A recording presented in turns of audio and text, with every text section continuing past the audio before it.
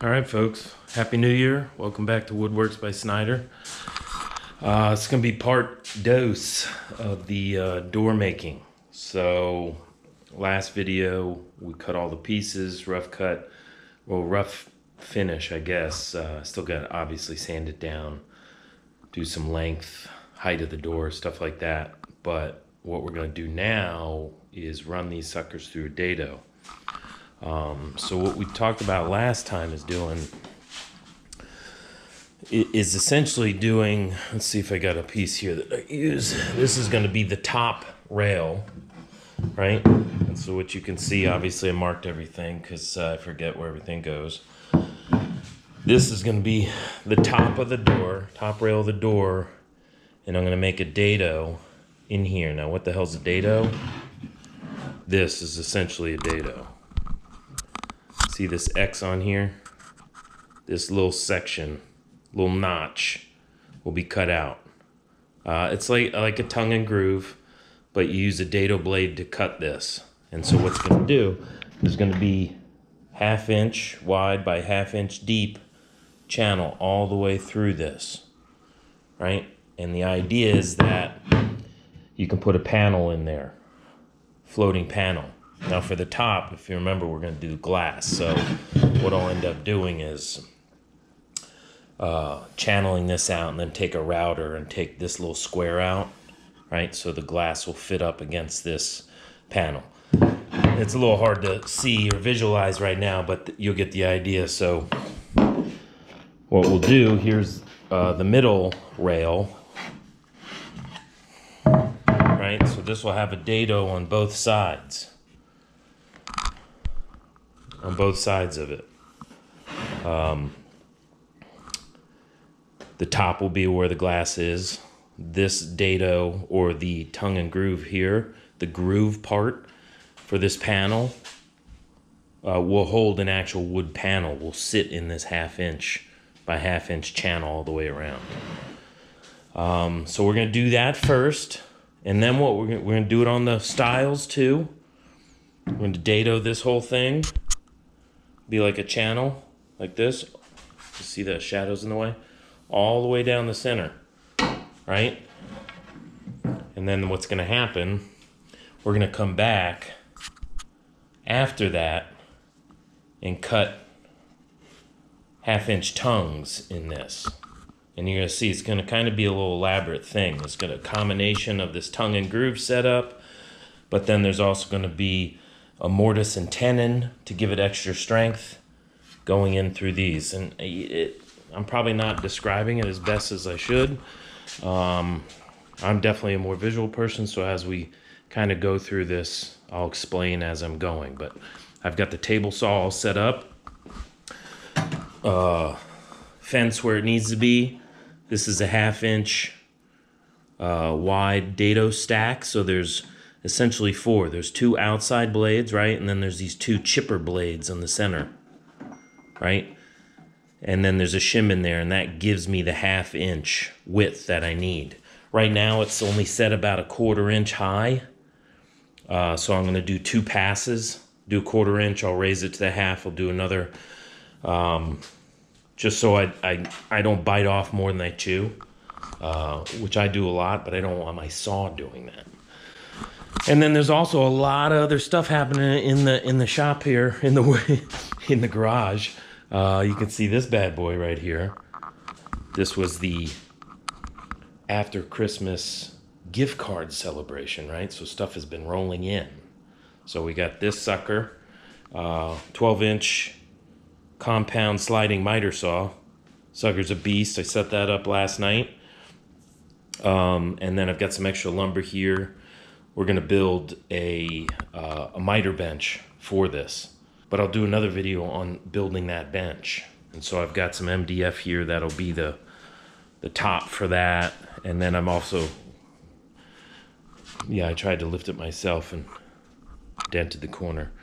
The other one, though, I'll use to, that was up close, I think, of my nostril hairs. I'll use to replace these bench tops because they're all pretty worn out, pretty shot, and so I'll replace those for new benches or new tops. Also got this nice little orbital sander. So we're gonna test that out, baby out. I'll explain what's going on with this little center drill set. I'm gonna use those to help me do my mortises. And then of course with the mortise, you gotta chisel, right? Because I love doing the actual hand tool stuff. So I'm setting this up so I can, I've had this, I gotta set up so I can start sharpening my chisel. I gotta soak this in water. Maybe do a short little video on that. And then of course I got this R2D2 vacuum contraption. So obviously this is my shop vac, but then I got this Oneida, I think that's how you say it. It's like a little funnel tornado system. And basically the way it works is all of this dust and everything, you know, cyclones through here and ends up in this 5-gallon bucket and saves the life of the filter. Not that the filters are that expensive, but the suction power is there. So it keeps that going. And then, so I gotta figure out how to put a red light on the outside. My son just poked in. Put a red light on the outside, like the old school Hollywood movie studios where they get the red light and you're filming, you don't come in the garage. Say hi. Hi, world. Go away. Basically just say hi to the 19 subscribers. Oh, hi to whoever you are. I have a YouTube channel too, but there's nothing on it. Sorry. All right, so let's get started.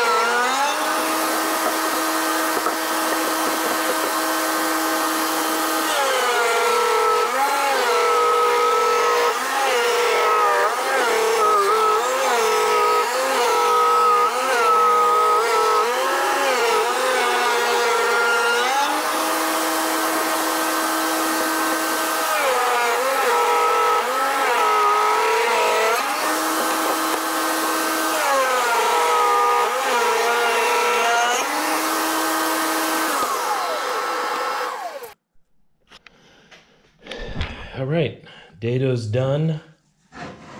The groove is cut. So here you go. Groovage all the way down, right? That would be the bottom panel of the door. So here's the middle one. Got grooves on both sides, right? And just an idea on what this bottom panel. So the idea here is, this is just a scrap piece of wood, but this is probably what I'll end up using. I'll clean this up, you know, cut where I don't want the cracks and all that jazz, but you can see how it fits in. And essentially, this panel obviously would be made up of a couple pieces, right? Wide. But it won't be glued in here, and that'll allow for the expansion and contraction of this panel to move independently of the door. So it'll just float in this groove all the way around. If you can picture this, let's see if I can get this piece, right? So this would be like this, joined up.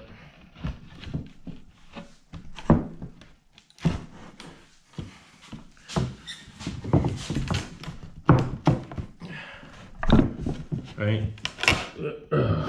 Like that, all the way across. You can see, hopefully,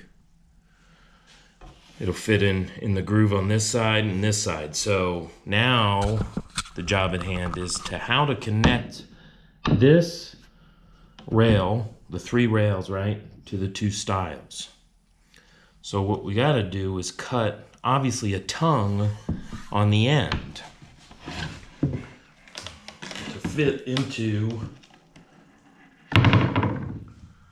this groove, right? To fit into this groove. But this is only a 1/2 inch deep groove, and solid wood door. All the research I was doing, I don't think that just a 1/2 inch tongue to fit into this groove is going to be strong enough. So what I want to do is mix in a mortise and tenon. And basically what that is, sorry for the shaky camera work. See if I can draw this up for you. You know me, visual guy. So,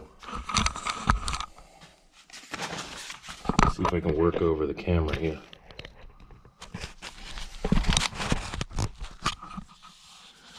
Basically what this would be is you've got a rail coming out, right? Like this. And so you want this tongue. What I'll probably do is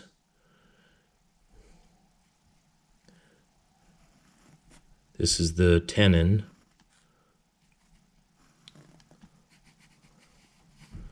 Right?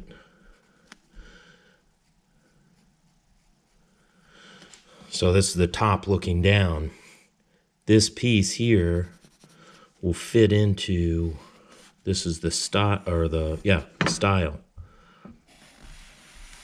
Right? This will fit into this. Here's the 1/2 inch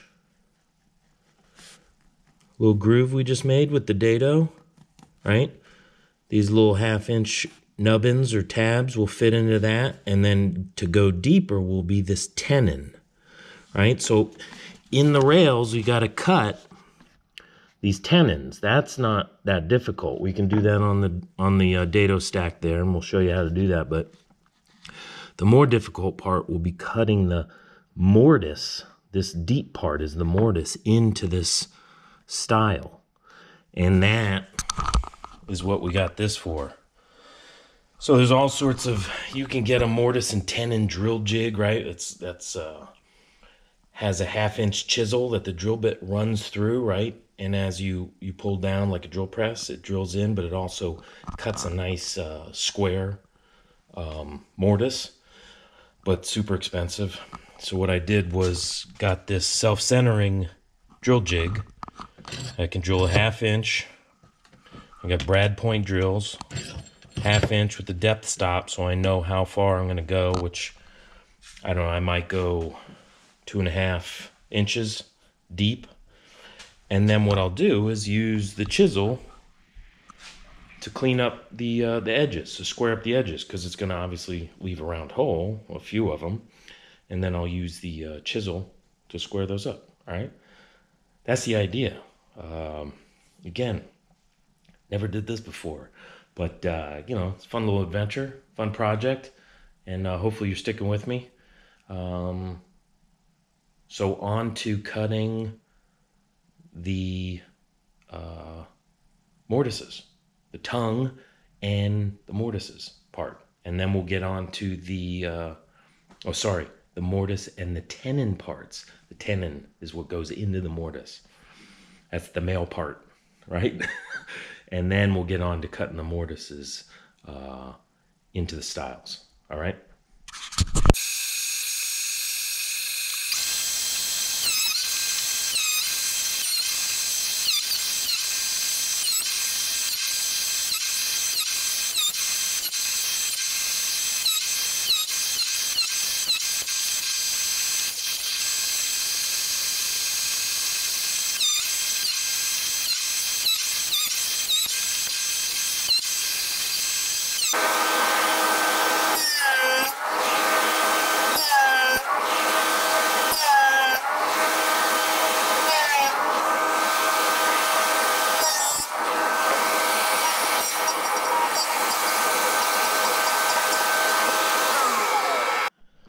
All right, So what you just saw was me cutting these tongues, or the beginning of the tenon.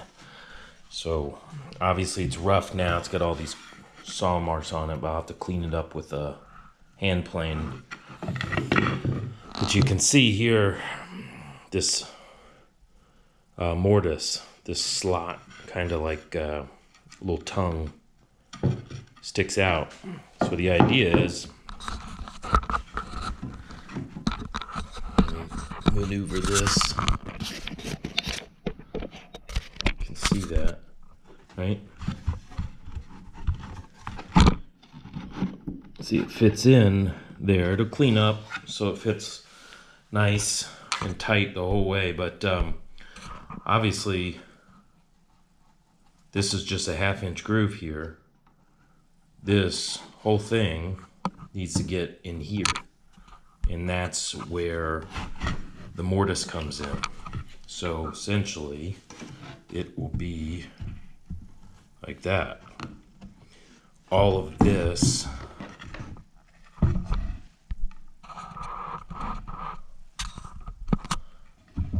all of that will be in there. Now I'm not going to make this whole thing. What I'll do is probably 1/2 inch notch. So this is probably, I don't know, 3-4 inches wide. And that's what will be inside of the stile. So that said, I got to cut the rest of these. I'm going to do the tongues on the rest of these, and then I'll start drilling out and chiseling out where they need to go. All right.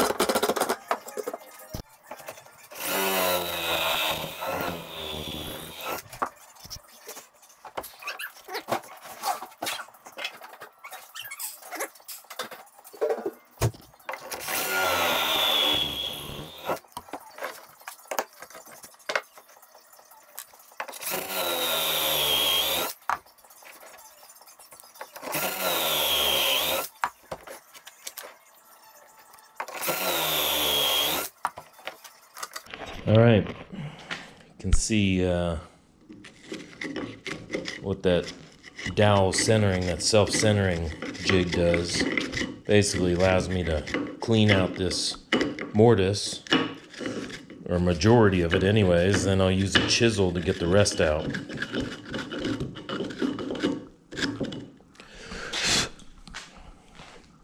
Okay. Little, I guess my dado stack and my groove was just a touch off center. You can see this, but that's all right. That'll end up being covered. You can see here, it's got a little more cleaning up to do, but what will happen is this will sit down into that mortise, right? And you'll have all that gluing surface. So now I just got to square that up so it fits in there. And got what? 1, 2, 3, 4, 5. 5 more to do. All right. Wrap up part 2 of the pantry door. So here's where we're at right now.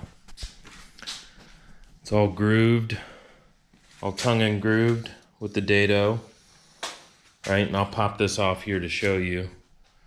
You know, some of these joints, I believe, once I get ready to glue it up and clamp a vise on there, these will tighten up. And then, of course, then there'll be some sanding. But what will happen, I want to show you how this is laid out. This top one's tight. We'll just do these. So you can see how this operates. So you've got these little tabs that fit into this 1/2-inch groove, right? But then you have this deeper tenon, 2-inch tenon that goes into here. Makes it a lot stronger that way. You can see this one, same thing, right? So that's essentially how, I don't know if you can see up in there. Definitely can, sorry about the camera work. Let's see. So you can see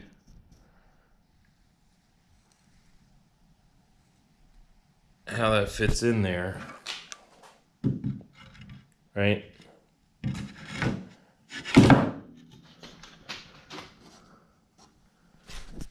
And it's long, obviously, down here.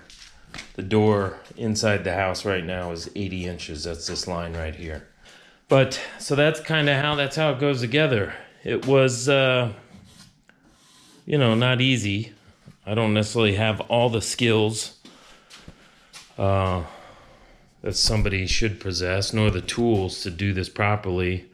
But that dowel maker, that center drill jig worked really well, and I could clean out with the chisel.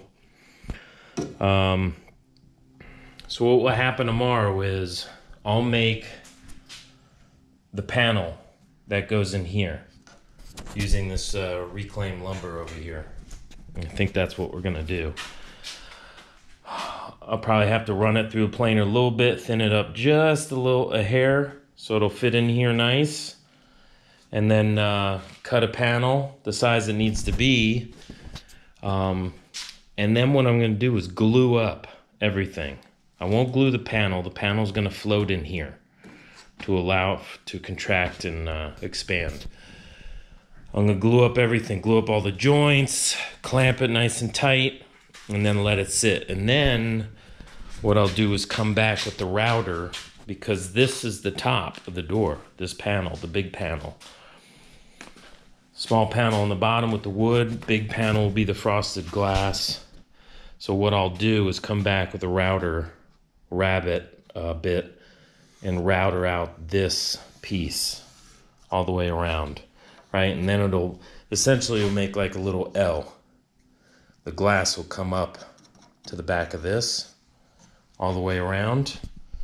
And then there's a couple things that you can do is use like a quarter round, like a 1/4-inch quarter round, and then tack it in. That can hold the glass in.